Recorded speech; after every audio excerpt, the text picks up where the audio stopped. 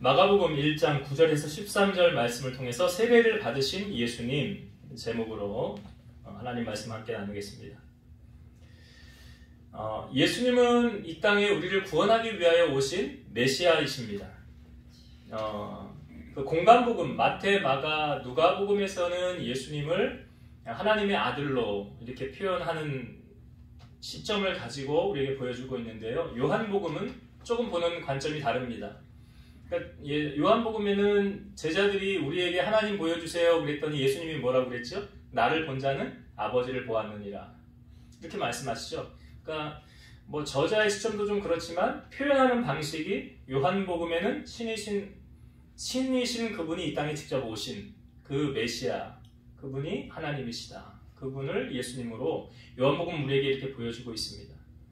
보는 관점에 따라 좀 틀리죠. 그래서 요한복음 1장 앞부분에 보면 태초에 말씀이 계시니라, 이 말씀이 하나님과 함께 계셨고 말씀이 곧 하나님이시라. 그래서 14절에 보면 말씀이 육신이 되어 우리 가운데 거하심에 우리가 그 영광을 보니 아버지의 독생자의 영광이 은혜와 진리가 충만하더라. 그러니까 말씀이 하나님이신데 그 하나님이 육신으로 이 땅에 오셨어요. 그분이 누구시래요? 예수님이시다 그러죠. 그래서 우리는 삼위일체 하나님을 믿습니다. 성부, 성자, 성령. 삼위의 인격, 하시는 일이 다르지만 본질상 하나다라는 거죠. 그래서 성령님의 하시는 사역은 무엇입니까? 성령, 여러분 예수님이 말씀하셨죠. 사람이 물과 성령으로 거듭나지 아니하면 하나님 나라 들어갈 수 없느니라 그랬어요. 그리고 성령 받지 않으면 천국 갈 수 없다는 말 아니에요. 그래서 우리가 성령 받았는가 안 받았는가 어떻게 검증할 수 있다고 그랬죠? 나는 성령 받은 사람인가? 성령 난 못 받은 것 같아 그럼 천국 못 간다는 거잖아요. 성경의 표현. 그러면 내가 성령 받은 사람이라는 걸 어떻게 증명할 수 있죠? 고린도전서 12장 3절에 보면 누구든지 성령으로 아니하고는 예수를 주시라 할 수 없느니라. 예수님이 나의 주인이십니다 라고 고백할 수 있는 사람은 성령님이 그 안에 내주하고 계신다는 거예요. 그러니까 내가 성령 받았느냐 받지 않았느냐는 어떤 방언을 하고 어떤 은사를 행하는 것이 아니라 예수님이 내 삶의 주인이십니다 라고 고백할 수 있는 사람, 믿음의 고백을 할 수 있는 사람은 성령 받은 사람이에요. 그러니까 성령 받아야 구원받을 수 있는 거죠. 그래서 성령을 받으면 성령께서 우리에게 여러 가지 은사들을 주시죠. 지혜와 지식의 은사, 병 고치는 은사, 신유의 은사죠. 그 다음에 능력 행하는 것, 또 사랑도 은사라고 하고요. 성령의 9가지 열매가 쭉 소개되고 있잖아요. 사랑이라고 화평, 오래 참음, 자비, 양성, 충성, 온유, 절제. 이런 것들이 성령의 열매란 말이에요. 그러니까 그런 것을 하나님이 우리에게 주시는 이유는 뭐냐면 성경에 보면 교회를 유익하게 하려고 주신다 그랬어요. 은사를 왜 주시느냐? 교회에 덕을 세우라고 주시는 거예요. 나를 자랑하라고 주시는 것이 아니라 교회를 아름답게 섬기라고 은사를 주시는 거예요. 성령께서. 그러니까 성령을 우리가 받지 않고는 주님의 일을 할 수도 없고 구원받을 수도 없더라.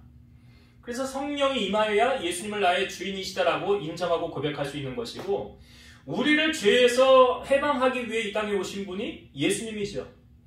왜 그렇습니까? 예수님은 죄가 있으세요? 없으세요? 예수님은 죄가 없어요. 구약의 법에 의하면 피 흘림이 없으면 사함이 없다고 그랬어요. 그래서 구약시대 제사가 생겨난 거 아닙니까? 누군가 내가 죄를 졌으면 그 죄를 덮어쓰고 누가 죽어야, 희생이 되어야 내 죄가 사함받는 거예요. 그 원리가 제사의 원리예요.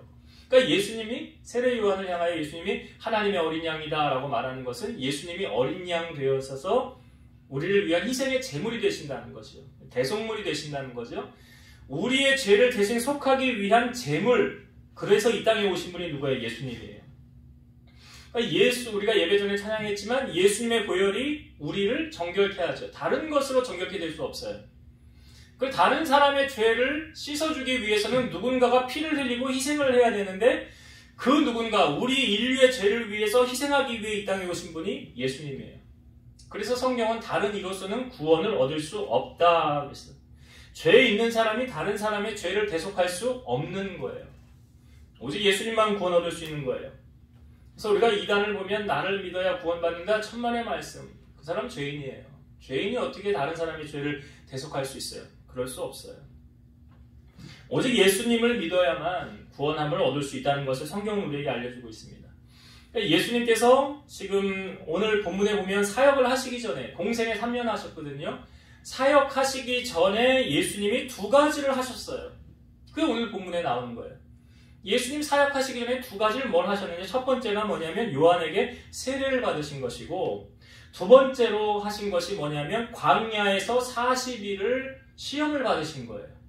이 두 가지를 하시고 난 다음에 예수님의 공생의 사역, 이제 3년의 공생의 사역이 시작이 되는 거예요. 그러면 예수님이 사역하시기 전에 이 두 가지가 우리에게 주는 메시지가 있겠죠. 왜? 그러니까 일을 하시기 전에 뭔가 주님께서 이것을 하시고 사역을 하셨다는 건 우리에게 주는 메시지가 있는 거예요. 우리가 지난주에 예수님보다 6개월 먼저 와서 주님의 길을 예비한 사람, 세례 요한이라고 했죠. 세례 요한은 철저하게 조연의 역할을 했어요. 자기 자신을 높이지 않고 예수님의 오시는 길을 철저하게 준비하고 예수님만 높였던 사람이에요. 그런데 그 예수님이, 신이신 그분이 사람의 모양으로 우리 가운데 오셨는데 그 높으신 분이요, 그 낮고 천한 사람 요한에게 가서 세례를 받으려고 하는 거예요. 이걸 제가 이해하기 쉽게 쉬운 비유로 말씀드리면, 주인이 종에게 가서 머리를 숙이고 엎드리는 것이에요. 이게 주인이 내가 돈을 지불하고 산 종에게 가서 엎드리면서 무릎 꿇고 승복하는 거예요. 이 비유적인 표현으로 말한다면. 그러니까 사실은 말이 안 되는 거죠. 어디 메시아이신 그분이, 신이신 그분이 사람의 모양으로 오셨는데, 아니 세례 요한에게 무슨 세례를 주님이 지금 받으려고 하시는가? 성경에 보니까 그 이유가 나와져 있어요. 마태복음 3장 13절에서 15절. 이때 예수께서 갈릴리로부터 요단강에 이르러 요한에게 세례를 받으려 하시니 요한이 말려 이르되, 요한이 말하는 거예요. 내가 당신에게 세례를 받아야 할 터인데 당신이 내게로 오시나이까? 예수께서 대답하여 이르시되 이제 허락하라. 우리가 이와 같이 하여 모든 의를 이루는 것이 합당하니라 하시니 이에 요한이 허락하는지라. 자, 예수님께서 요한에게 가서 세례를 받으려고 하니까 요한이 거부했어요. 아니 당신이 왜 나에게 세례를 받습니까? 내가 당신에게 세례를 받아야 되잖아요. 이게 그 종과 주인의 비유와 똑같은 거예요. 그런데 예수님 뭐라고 말씀하셨어요? 허락하라 그러죠. 이제 허락하라. 그러면서 하시는 말씀이 우리가 이와 같이 하여 모든 의를 이루는 것이 합당하니라. 모든 의를 이루는 것이 합당하니라를 현대어 성경에 보니까 하나님의 뜻을 따르는 것이래요. 이것이 하나님의 뜻을 따르는 것이다. 여러분, 예수님의 이 모습을 보면서 혹 예수님의 마음에 조금이라도 교만함이 있었다고 한다면, 사모님 전화.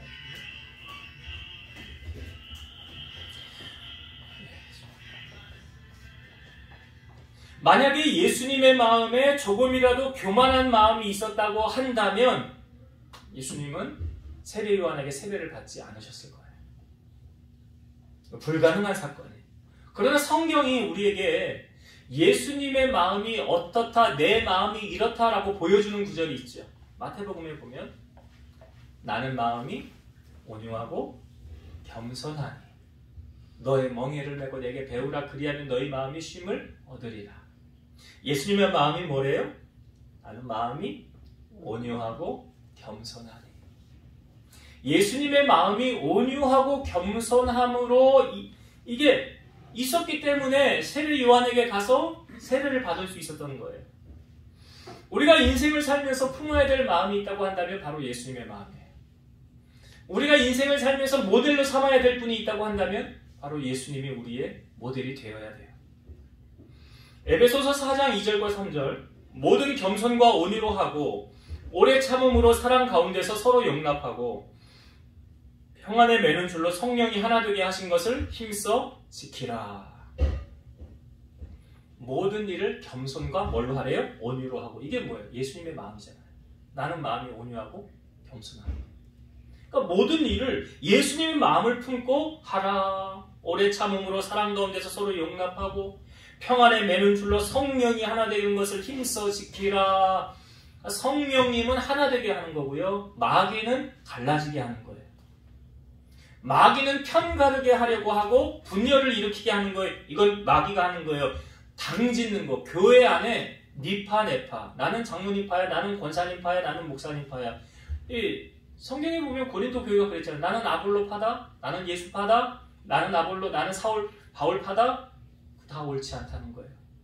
교회 안에 분열을 가져오고 편가르기를 하고 네 편 내 편 만드는 것은 철저하게 마귀가 하는 일이에요. 하나님은 교회가 하나 되길 원하세요. 아니 여러분 예를 들어서 내 몸에 이 팔이 있는데 이 팔이 마음에 안 들어. 내 팔이 마음에 안 들어. 그럼 이 팔을 잘라낼 사람 있어요? 나 팔이 마음에 안 들어. 이거 잘라내야 되겠어. 그리고 잘라내고 다닐 사람이 있어요? 없어요? 없잖아요. 성경에 뭐라고? 교회는 한 몸이니 한 몸이니 어떤 사람은 눈의 역할, 어떤 사람은 발, 어떤 사람은 심장. 각자의 역할이 있는 거예요. 그래서 한 몸이 되어져 가는 거예요. 근데 그게 싫다고 분열을 일으키고 분쟁을 일으키는 것은 성경적이지 않더라. 그러니까 우리가 예수님의 마음을 품으면 사실 신앙생활하면서 문제될 게 하나도 없어요. 여러분 건강한 신앙생활 내가 지금 하고 있는가 그렇지 않은가 뭘 보면 알 수 있냐면 내가 지금 예수님 닮아가고 있는가 그렇지 않은가 그걸 점검하는 거예요. 내 안에 지금 예수님의 마음이 있는가. 예수님 마음이 뭐라고요? 온유와 겸손이에요. 온유와 겸손이에요. 우리가 그 주일날 오후 예배 때 모세 말씀을 민수기 12장을 나누면서 모세를 소개할 때 이렇게 소개하잖아요. 이 사람 모세는 온유함이 지면의 모든 사람보다 높았더라. 그 온유함은 누구의 마음이에요?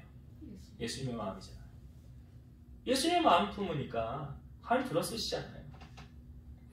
오늘 예수님께서 세례 요한에게 가서 세례를 받는다는 게 단순한 문제 같죠? 그렇지 않더라고요. 네가 나보다 아래잖아. 그러면 네가 나에게 머리를 숙여야지. 예수님 그러지 않았어요. 그래서 예수님이 세족식을 하면서 제자들을 다 불러 놓아놓고 발을 씻어주실 때 뭐라고 그랬어요? 내가 주와 선생이 되어 너희 발을 씻어 주었으니 너희도 서로 발을 씻어주는 것이 옳으니라. 옳으니라. 종의 리더십을 예수님이 보여주었어요. 오늘 그 모습을 우리에게 다시 한번 보여주고 있잖아요. 요한에게 가서 세례를 받으시는 예수님의 모습. 그 온유와 그 겸손이 그의 삶을 통하여 또 다시 한번 우리에게 보여지고 도전이 되어지고 있어요. 여러분 성경에도 보니까 다른 사람을 나보다 더 낮게 여기라고 했어요. 더 높여주라고 했어요. 다른 사람을 높여주라고 했어요. 내가 높아지려고 하지 마시고 다른 사람을 높여주면 그 사람이 감동을 받든 어떻게 하든 하나님이 예수님 뭐라고 그래요? 자기를 낮추는 자는 높아진대잖아요. 그러나 자기를 높이는 자는 낮아진대잖아요. 이 성경에 다 예수님이 하신 말씀 아닙니까? 그래서 오늘 예수님께서 이렇게 낮아짐을 몸소 실천하셨더라. 제자들의 발도 씻어주면서 지금 사역을 하시기 전에 먼저 낮아짐의 훈련을 하신 거 아니에요? 온유와 겸손. 그 모습을 오늘 우리가 본받길 원해요. 자, 예수님께서 이제 세례를 받으신 다음에 성경에 보니까 하늘로부터 음성이 들려옵니다. 어떤 음성이 들려왔는지 보실까요? 자, 10절 11절을 볼게요. 곧 물에서 올라오실새 하늘이 갈라짐과 성령이 비둘기같이 자기에게 내려오심을 보시더니 하늘로부터 소리가 나기를 너는 내 사랑하는 아들이라 내가 너를 기뻐하노라 하시니라. 제가 앞부분에 공간복음에서는 예수님을 표현할 때 하나님의 아들이라는 관점에서 많이 표현했다고 그랬죠. 요한복음에는 하나님 자체로 많이 표현을 했고, 그러니까 마가복음에서는 예수님을 이 종된 예수님의 모습을 우리에게 보여주고 있거든요. 그래서 하늘에서 소리가 나기를 어떤 음성이 들렸습니까? 너는 내 사랑하는 아들이라 내가 너를 기뻐하노라. 여러분 이 말씀 가운데 우리가 기억해야 될 건 뭐냐면 하나님은 모든 사람을 다 평가하고 계신다는 사실. 하나님 모든 사람을 다 평가하고 있어요. 욥기 1장에도 보면 욥의 시험의 시작은 하나님이 욥을 자랑하다 시작된 거 아닙니까? 사탄에게 너 욥처럼 날 경외하는 사람 못 봤다. 너도 봤지 않니? 그러잖아요. 하나님이 그걸 다 보고 있다는 거 아니에요? 보고 있다는 거잖아요. 여러분 우리가 사람에게도 점수를 따려면 어떻게 합니까? 간도 쓸개도 다 빼줘야 되죠. 그 사람을 내 편 만들기 위해서는. 왜 그렇게 하는 겁니까? 세상 말로 말하면 어떤 실속을 차리기 위해서 저 사람이 내 밥줄이니까 밑보이면 손해보니까 하물며 우리의 생사화복을 주관하시는 그분이 하나님이시라는 것을 우리가 안다고 하면 하나님이시잖아요. 그러면 우리는 하나님의 마음을 얻으려면 어떻게 해야 될까? 하나님의 마음. 오늘 예수님께서 하나님이 말씀하시기를 너는 내 사랑하는 아들이라 내가 너를 기뻐하노라 라고 말씀하셨잖아요. 그럼 우리에게도 하나님이 말씀하지 않으실까요? 여러분, 하나님을 사랑하는 사람은 사람에게 어떻게 할까요? 나 신앙이 참 나 좋아. 나 정말 하나님 없이 못 살아. 정말 나는 하나님이 최고야. 근데 그 사람이 세월생활하면서 대인관계 하는 거 보니까 사람들에게 막혀요. 그러면 그 사람 신앙생활 잘하는 걸까요? 잘못하는 걸까요? 잘못하는 거죠. 그 성경이 알려주죠. 요한일서 4장 20절 보니까 누구든지 하나님을 사랑하노라 하고 그 형제를 미워하면 이는 거짓말하는 자니 보는 바 그 형제를 사랑하지 아니하는 자는 보지 못하는 바 하나님을 사랑할 수 없느니라. 하나님을 너무나 사랑해. 근데 내 눈앞에서 왔다 갔다 하는 사람이 너무나 꼴보기 싫어. 하나님 사랑하는 사람? 아니래요. 뭐라고 말씀하십니까? 너희가 보는 형제도 사랑하지 못하면서 어떻게 안 보이는 하나님을 사랑한다고 할 수 있냐? 요한일서 4장 21절 우리가 이 계명을 주께 받았으니 하나님을 사랑하는 자는 또한 그 형제를 사랑하느니라. 하나님을 사랑하는 자는 또한 형제를 사랑하느니라. 간혹 우리 교회는 이런 분 없는데 나 저 사람 보기 싫어서 나 교회 안 갈래. 그 사람 하나님 사랑하는 사람 맞아요? 아니잖아요. 성경에 보니까. 하나님을 사랑하면 그 사람도 사랑해야지. 보이는 그 사람도. 나 저 사람 보기 싫어서 나 저 교회 안 가. 나 다른 교회 갈래. 그거는 옳은 신앙이 아니잖아요. 그래서 예수님께서 마태복음 16장 19절에 내가 천국 열쇠를 너에게 주리니 네가 땅에서 무엇인지 매면 하늘에서도 매일 것이요 네가 땅에서 무엇이든지 풀면 하늘에서도 풀리리라 하시고 땅에서 매면 하늘에서도 매이고 땅에서 풀리면 하늘에서도 풀린다. 마태복음 5장 23, 24절 그러므로 예물을 제단에 드리려다가 거기서 네 형제에게 원망 들을 만한 일이 있는 것이 생각나거든 예물을 제단 앞에 두고 먼저 가서 형제와 화목하고 그 후에 와서 예물을 드려라. 이것도 예수님이 직접 가르쳐 주신 거죠. 먼저 형제하고 원망 들을 만한 일이 생각나면 풀고 와서 예물을 드려라. 설교를 준비하면서 이런 감동이 왔어요. 여러분, 하나님께 인정받는 사람이 사람에게도 인정받는 사람이 되어야 되고요. 제가 보니까 사람에게 인정받지 못하는 사람은 하나님께도 인정받지 못하겠다. 말씀을 보니까 그래요. 나는 하나님께는 어떤 영화를 보니까 그런 영화가 있더라고요. 악한 범죄를 저질렀는데 하나님 앞에 기도하고 나서 나는 하나님이 기도해서 용서해 주셨어. 그 자기가 상처를 준 그 사람에게는 뭐 어떻게 되든 말든 뭐 상관없어. 바른 신앙입니까? 아니에요. 바른 신앙 아니에요. 진정 하나님을 사랑했다고 한다면 그 사람에게 와서 용서를 빌던가 그 사람의 마음을 치유해 주던가 잘못을 구하고 내가 그때는 모르고 했으니 내가 하나님을 만나고 보니 이렇게 하는 것이 맞는 것 같습니다. 그게 진정한 신앙생활이에요. 오늘 하나님께서 우리의 일거수일투족을 다 보고 계시잖아요. 나중에 우리 다 하나님 앞에 설 텐데 그때 다 평가받을 거 아니에요. 우리 다. 저도 평가를 받을 거고. 근데 그 사랑의 교회 원로 목사님이셨던 오카는 목사님이 소천하셨지만 그분이 살아계실 때 그런 얘기를 했어요. 저희 사모님하고 아마 병상이 있었을 때 둘이 그런 얘기를 했다는 것을 어떤 분이 들었다고 그래요. 나는 천국 가면 하나님 앞에 어떤 상을 받을까? 참 부끄럽다. 그런 얘기를 하더라고요. 난 참 부끄럽다. 그런 큰 대형 교회를 이루고 그 많은 사람들에게 복음을 전했던 그 목사님이 왜 그런 얘기를 했을까? 자기는 이 땅에 살면서 좋은 것을 너무 많이 누렸기 때문에 그러니까 천국에 가면 그런 이야기를 하더라고요. 이 땅 가운데서 이름도 없이 빛도 없이 복음을 전하고 아무도 알아주지 않는 곳에서 헌신하고 봉사하는 그런 사람들이 하나님 앞에 가면 큰 상을 받을 것이다. 큰 상을 받을 것이다. 사람들이 추앙하고 떠받들고 섬기고 그렇게 많이 이 땅에서 받은 사람은 하나님 앞에 가면 너는 땅에서 다 받았지 않냐. 물론 이게 정답은 아니지만 그러나 중요한 사실은 하나님이 다 보고 계신다는 사실. 그래서 상과 벌을 하나님이 다 알아서 주시는 거예요. 오늘 예수님이 들으신 이 음성을 오늘 우리도 듣기를 원해요.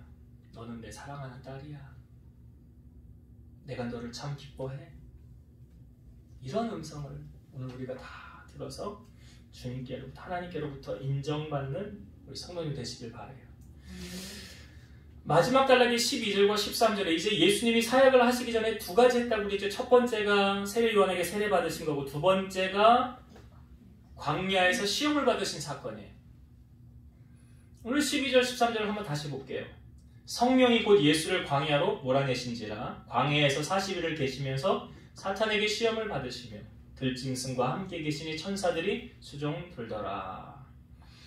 성령에 이끌리어 광야에서 40일 동안 시험을 받으신 사건. 여러분 예수님은 메시아시잖아요. 하나님의 본체시라고 그러잖아요. 그런데 그 하나님께서 왜 광야에서 시험을 받으셔야 했을까? 굳이나 왜? 그분은 왜 시험을 받으셔야 됐어? 40일 동안 금식하신 거거든요. 이게 지금 예수님이 40일 금식기도 하신 거예요. 그런데요. 성경에 그 답을 우리에게 알려주고 있어요. 히브리서 4장 15절. 우리에게 있는 대제사장은 누구예요? 예수님이죠. 우리에게 있는 대제사장은 우리의 연약함을 동정하지 못하실 이가 아니요 모든 일에 우리와 똑같이 시험을 받으신 이로되 죄는 없으시니라. 예수님이 우리 연약함을 모르시는 분이 아니라는 거예요. 왜냐? 그 이유가 우리와 똑같이 시험을 받으셨더라. 지금 보세요. 오늘 본문에 예수님이 광야로 가셔서 40일을 금식하시면서 시험 받으시잖아요. 그러니까 아파본 사람이 아파본 마음 알지요? 예? 과부가 호렙이 마음 안다고. 경제적으로 어려움을 겪어본 사람이 경제적으로 어려운 거 아는 거예요. 육신의 고통으로 어려움 당해본 사람이 그 고통을 아는 거예요. 그런 예수님께서 지금 우리와 똑같이 시험을 받으신 이유는 뭐예요? 우리의 마음을 주님이 다 아신다는 거잖아요. 우리 마음을 아시는 거예요. 성령께서 여러분 우리를 하나님의 일꾼으로 쓰시기 위해서 훈련시키는 과정을 연단이라고 그래요. 그래서 환난은 인내를, 인내는 연단을, 연단은 소망을 이루는 줄 알미로다 그러죠. 야고보서 1장 2절에서 4절. 내 형제들아 너희가 여러 가지 시험을 당하거든 온전히 기쁘게 여기라. 이는 너희 믿음의 시련이 인내를 만들어내는 줄 너희가 알미라. 인내를 온전히 이루라. 이는 너희가 온전하고 구비하여 조금도 부족함이 없게 하려 함이라. 믿음의 시련이 뭘 만들어내요? 인내를 만들어내요. 인내를 온전히 이루라. 왜냐? 나중에 하나님이 들어 쓰실 때 부족함이 없게 하시려고. 그래서 이 인내의 과정을 거쳐서 하나님의 손에 쓰임받은 사람들, 요셉이 17살에 애국으로 팔려갔죠. 30살에 총리가 됐죠. 13년이라는 고난의 세월이 있었죠. 모세도 미디안 광야에서 40세부터 80세까지 40년 동안 광야에서 훈련받았죠. 다윗 또한 사울 왕이 죽이려고 할 때 정확하게 몇 년이라 나와 있진 않지만 거의 10여 년 동안 사울에게 도망 다니면서 훈련 받았어요. 여러분 하나님의 일꾼으로 쓰임받는 사람들이 연단의 과정 없이 세워지는 경우가 거의 없죠. 거의 없어요. 그러니까 하나님이 어떤 완벽하게 다 만들어진 사람을 딱 데려다가 하나님의 일꾼으로 쓰시는 게 아니고요. 금을 만들 때 불순물을 제거하듯이 하나님이 재련하시고 다듬어 가시고 불순물을 빼내가면서 훈련시키시면서 하나님의 도구로 세워가시는 거예요. 그 과정을 성경을 통하여 우리에게 보여주고 있잖아요. 하물며 예수님도 지금 사역을 하시기 전에 40일을 금식하시면서 시험을 받으셨다는 사실이에요. 그러니까 하나님의 일꾼으로 선택함을 받아 연단의 과정에 있을 때에 그 연단받는 과정이 그때는 참 힘들고 어려울지 몰라요. 그러나 그것이 지나고 나면은 하나님께서 반드시 그 연단의 세월을 다 보상해 주시는 거예요. 하나님 공짜가 없으니까 그것도요. 그러나 우리가 이거 한 가지를 기억해야 돼요. 우리가 당하는, 그러니까 하나님의 일꾼으로 쓰임받기 위한 연단의 과정이 있고 내가 범죄함으로 말미암아 당하는 고난이 있어요. 다른 거예요. 똑같은 어려움을 겪는다 할지라도 목적 자체가 다른 거예요. 요나는 하나님의 말씀에 불순종했어요. 니느웨로 가라. 근데 안 갔어요. 다시스로 갔어요. 배를 타고 나갔는데 출항하자마자 풍랑이 일기 시작했어요. 배에 탄 사람들이 살기 위해서 자기들의 배에 있는 것을 다 바다로 던졌어요. 물적인 손해가 났어요. 그렇잖아요. 살기 위해서 보따리 지고 있는 거 다 던졌을 거 아니에요. 그리고 그 풍랑이 누구 때문에 온 겁니까? 요나 때문에 온 거였어요. 제비를 뽑았더니 요나가 뽑혔고 나를 바다에 던지라 그러잖아요. 그 풍랑은 왜 요나 때문에 온 겁니까? 불순종이에요. 우리가 다윗은 하나님의 마음에 합한 자라라는 칭함을 받은 사람이었지만 다윗의 인생에 있어서 흑역사 이것만큼은 그러니까 다윗이 다 잘했대요. 근데 요거 한 가지 잘못했대요. 그게 뭐예요? 우리아의 아내 밧세바를 범한 사건. 우리아를 전쟁터에 내보내서 죽게 만들고 밧세바를 자기 아내로 빼앗은 거. 그래서 나단 선지자가 와서 다윗을 책망하면서 말하기를 당신은 은밀한 일로 행하였지만 하나님이 다 드러내놓고 갚으신대잖아요. 그리고 나서 다윗의 집안에 그 딸이 강간 사건, 형제들 간에, 그리고 형제들 간의 살인 사건, 칼부림 났죠. 아들이 반역을 일으켰죠. 다윗은 도망자로 도망을 가게 되었죠. 그러니까 그런 것을 보면 그건 다윗의 연단 때문에 받는 고난이 아니라 다윗의 범죄로 말미암는 고난이었어요. 구별을 할 수 있어야 돼요. 베드로전서 3장 17절 선을 행함으로 고난받는 것이 하나님의 뜻일진데 악을 행함으로 고난받는 것보다 나으니라. 선을 행함으로도 고난을 받을 수 있어요? 없어요? 있잖아요. 여기 보니까 선을 행함으로 고난받는 것이 하나님 뜻일진데 이게 연단이에요. 잘못한 게 없는데 왜 이렇게 힘든 일이 계속 생기는 거야? 하나님의 연단이에요. 예수님 그 연단을 받을 때 예수님도 광야에서 40일을 금식하셨지 시험 받으셨지 생각하면 돼요. 그러나 내 범죄로 말미암아 내가 하나님께로부터 진노를 당하고 있다면 그거는 회개하고 돌이켜야 되는 거예요. 자신을 돌아봐야 되는 거예요. 그건 악을 행함으로 고난 받으면은 그거는 상급이 없는 거예요. 그래서 우리가 이것을 꼭 여러분 기억하셔서 예수님도 사역하시기 전에 우리와 똑같이 시험을 받으셨구나. 똑같이 연단을 받으셨구나. 그리고 사역하셨다는 걸 기억하세요. 자, 이제 말씀을 정리하고 마치겠습니다. 오늘 예수님께서 사역을 하시기 전에 행하셨던 두 가지를 우리에게 보여주었어요. 첫 번째가 요한에게 세례를 받으신 사건. 요한이 높아요? 예수님이 높아요? 예수님이 높아요. 그러니까 종과 주인의 비유를 제가 드렸어요. 예수님이 세례 요한에게 세례를 받는 것은 주인이 자기를 산 종에게 엎드리는 것과 똑같은 원리라는 거예요. 그것은 예수님의 마음을 우리에게 보여주는 거죠.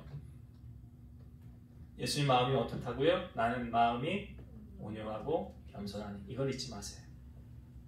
예수님의 마음이 온유와 겸손이에요. 우리가 이 마음을 품어야 돼요. 그러면 예수님께서 우리를 마음껏 사용하시고 마음껏 높여주신다는 사실. 온유와 겸손으로 허리를 동이세요.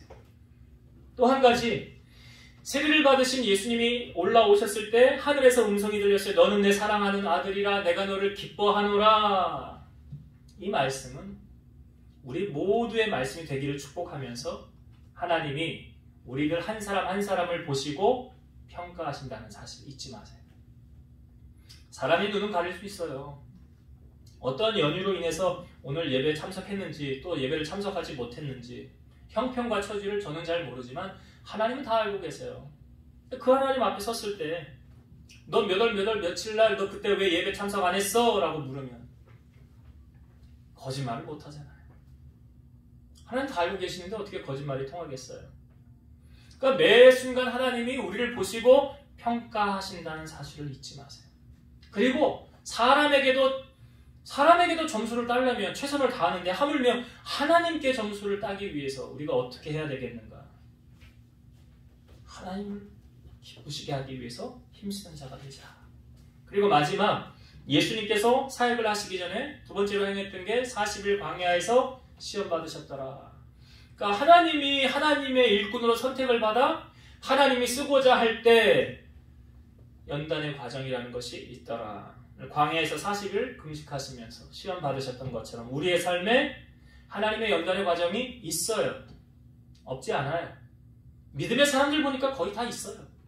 그 과정을 우리가 어떻게 잘 참고 견디느냐, 예수님을 바라보세요. 내가 오늘 주일날도 우리가 그 고난의 끝이 언제 끝나는가, 제가 그 말씀을 우리가 나누려고 해요. 주일날, 돌아오는 주일의 말씀에. 예수님이 지금 이 40일 동안 참고 견디신 거예요. 주님도. 그 끝을 반드시 연단의 끝은 있더라. 그래서 그 과정 속에 잘 참고 인내하면서 하나님의 때에 그 모든 과정을 다 하나님이 보상해 주신다는 사실 꼭 기억하셔서 쓰러지지 마시고 넘어지지 마시고 감당할 만한 시험 주시고 피할 길 주시니까 주님의 은혜로 승리하는 우리 성도님들 되시기를 주의 이름으로 축원드립니다. 기도하시겠습니다. 살아계신 하나님 감사합니다. 예수님께서 사역을 시작하시기 전에 세례 요한에게 가서 먼저 세례를 받으셨습니다. 예수님의 마음이 온유와 겸손하였기 때문에 주님이 세례 요한에게 세례를 받는 것, 그것이 또한 하나님의 의를 이루는 것이라고 했습니다. 우리들 마음 또한 예수님의 마음을 품게 하셔서 항상 겸손하게 하시고 온유하게 하셔서 주님처럼 우리가 살아가고 주님께서 이제 아버지 하나님께로부터 인정을 받았던 것처럼 우리가 하나님께로부터 인정받는 믿음의 일꾼들 되게 하옵소서.